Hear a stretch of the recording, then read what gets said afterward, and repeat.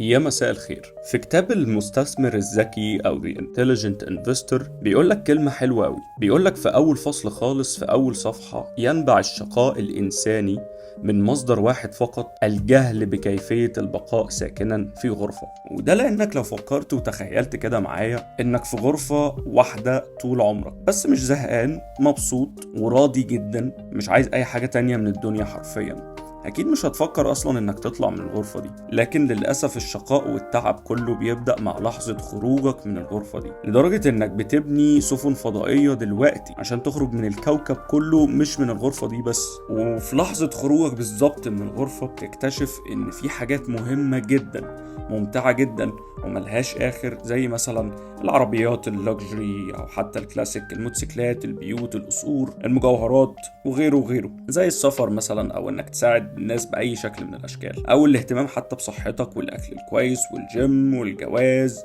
والخلفة وتربية ولادك أحسن تربية وفي أحسن مدارس وجامعات وغيره. كلها حاجات حلوة جدا ممكن تبسط أي حد، ولكن بعد لحظة إدراك في صمت تام بتكتشف إن كل الحاجات دي محتاجة حاجة واحدة بس، وهي الفلوس، الماني، الدنانير والبلانكو والفلوس اللي بالكوم اللي في البنكو. وتبدأ بقى بحر التساؤلات: هجيب الفلوس دي منين؟ طيب هي العربية دي في حدود كام؟ طيب ممكن كام مرتب يجيب لي العربية دي؟ فتكتشف انه رقم غريب جدا. طيب لو دخلت جمعية ب1000 في الشهر مثلا، ممكن اجيبها بعد قد ايه؟ وغيره وغيره من الأسئلة اللي ملهاش آخر. الحاجة الوحيدة اللي مشتركة في كل نتائج التساؤلات دي هي كلمة الفلوس.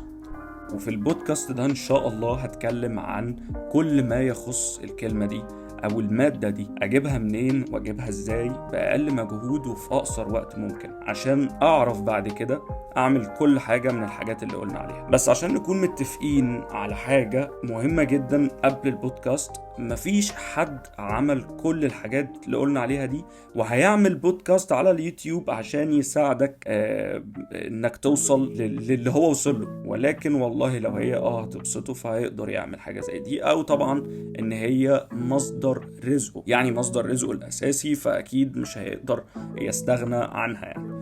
وده طبعا برضو حالة نادرة جدا. لكن لو حد عمل كل الحاجات دي فما اظنش ان هو هيضيع وقته ويجي يعمل بودكاست عشان يعلم غيره من اللي لسه ما عملش الحاجات دي وما اشتراش الحاجات دي ان هو يعملها او يشتريها. فانا قلت بس نتفق على الاتفاق ده الاول عشان ما الاقيش حد كاتب لي يقول لي وانت بقى عملت كل الحاجات دي. اصل خلينا صراحة برضو، يعني عمرك شفت ملياردير عامل يوتيوب شانل وبيساعد الناس يوصلوا لاول مليون؟ مستحيل طبعا. ده حتى لو ايلون ماسك، يعني حتى ايلون ماسك بيشارك دلوقتي في تويتر عشان يرفع سهم معين او كريبتو كوين معينة او اي استغلال عامة للناس لمصلحته الشخصية مش اكتر. ويمكن الوحيد اللي فعلا كان بيحاول يساعد الناس هو اندرو تيت، وبرضه حتى ده يعني بيرجع لسبب عنده هو شخصيا، في ان هو بيحاول يعند شوية مع النظام العالمي والحكومي بشكل عام، وفي بقى نظريات مؤامرة بشكل خاص كده ما بينه وما بين الحكومات دي. اللي انا عايز الخصه لك من الحلقه دي اننا ان شاء الله انا وانت هنساعد بعض من خلال البودكاست ده، عن طريق اني هحاول اساعدك بكل ما يخص الاستثمار والبورصه وغيره من معلومات اكيد مهمه جدا تخص سوق المال عامه، واللي بيها هتوصل ان شاء الله لاول مليون. وغير كده انت كمان هتساعدني بارائك ودعمك ليا عشان اقدر اوصل لك